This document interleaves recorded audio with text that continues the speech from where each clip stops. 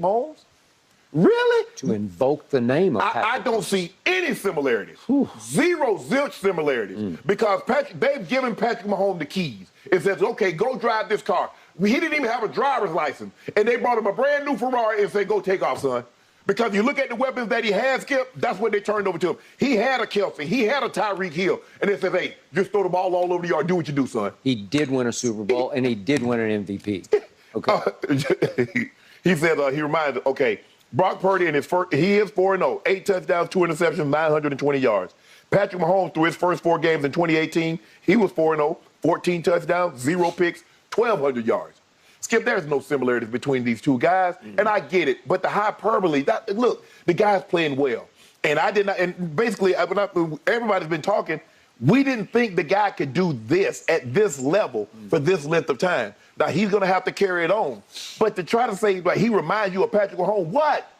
What throw have you seen? What play has he made? I mean, everything is perfect. They're running the football like crazy. Can you imagine if Patrick Mahomes had a run game and they could play fake and he could do... Shh, come on, Steve. You better than this, bro. I understand you want to hype the guy and want to give him some confidence, but don't do that with no Patrick Mahomes. This dude ain't close. Nobody. I haven't heard anybody.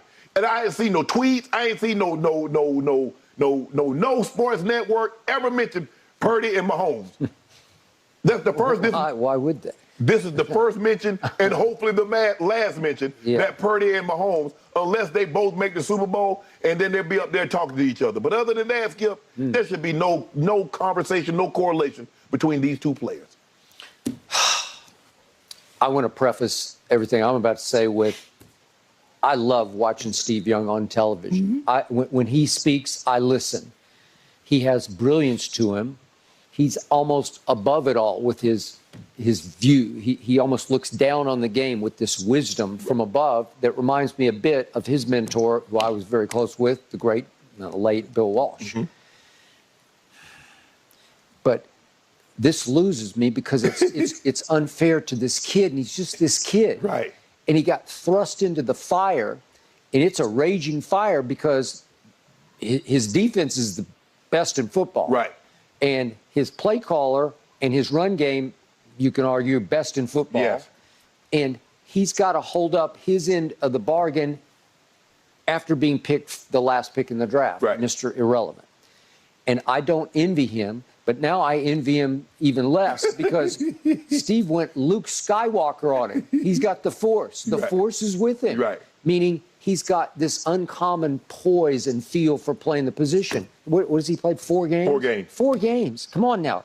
Give him a little bit of a break. Yes. So he's saying he's so present on the field. He's talking about his poise, and he's mostly comparing his early poise to Patrick's early poise. Right. Okay, maybe I'll be, sort of grudgingly give you that. Skip, his first game in 2018, Skip, he was at the Chargers, he throws 4 touchdowns. Then he goes on the road to Pittsburgh. He throws 6 touchdowns. All right. So he's talking about his heartbeat seems to be so low. The calmness. Yeah. Listen, I'm going to tell you again, I've watched Brock Purdy a lot because I watched him for 4 years at Iowa State, and he's pretty good. Right. But he's also kind of wild-eyed to me, where I think his pulse runs hot and high.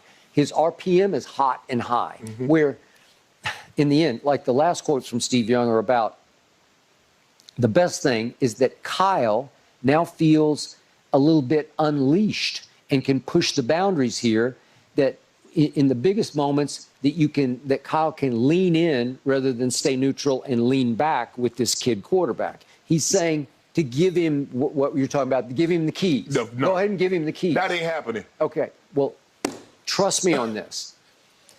Young Brock Purdy is the flip side of early Tom Brady, who was a game manager. Oh, yeah. Again, they trusted him in the big moment in the Super Bowl to go ahead and throw the football and let's try to get in field goal position. But in general, especially that first year, and Tom was in obviously his second year, so he got to listen and learn for a year under Drew Bledsoe, and even with Belichick and Charlie Weiss. But the point is that Tom Brady was incredibly low risk. Trust me, this kid is high risk. Yeah.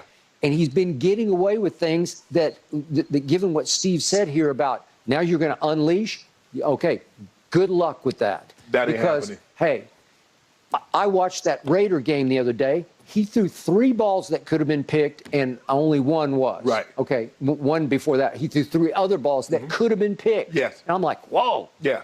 You're kind of living on the edge, and you know, if the cat has 9 lives, you've given up about 3 or 4, right? Yeah. Okay. I know Kyle ain't turned Jimmy G loose, and I know damn well he ain't about to turn no rookie quarterback loose. He's not gonna. That's not gonna happen. Okay.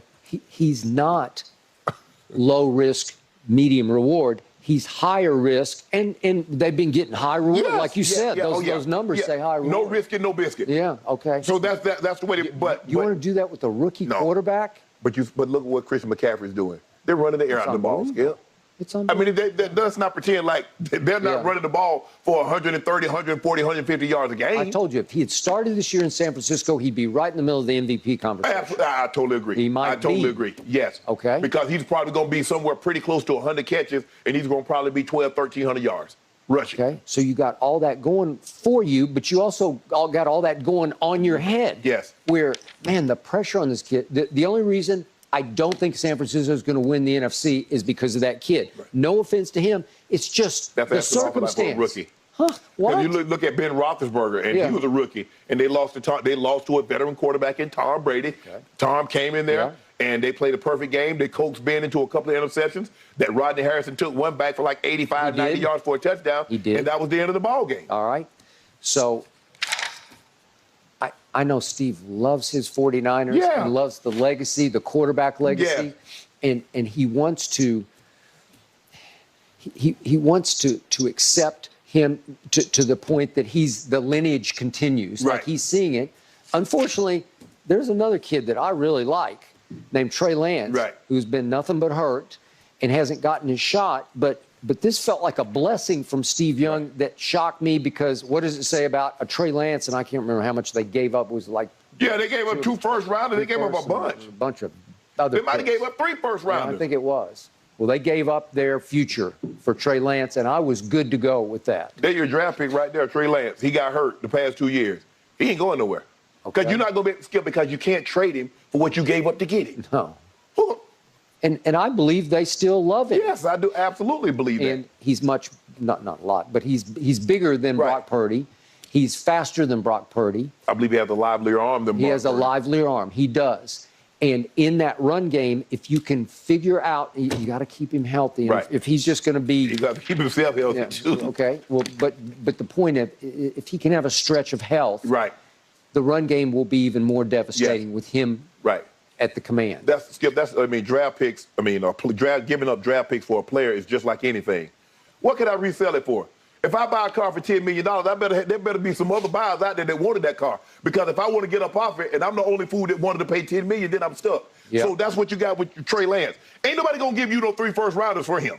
That ain't happening. But it sounds like Steve Young is blatantly saying, "I've seen enough. I want to go forward with Brock Purdy." Okay. Steve Young, you want to.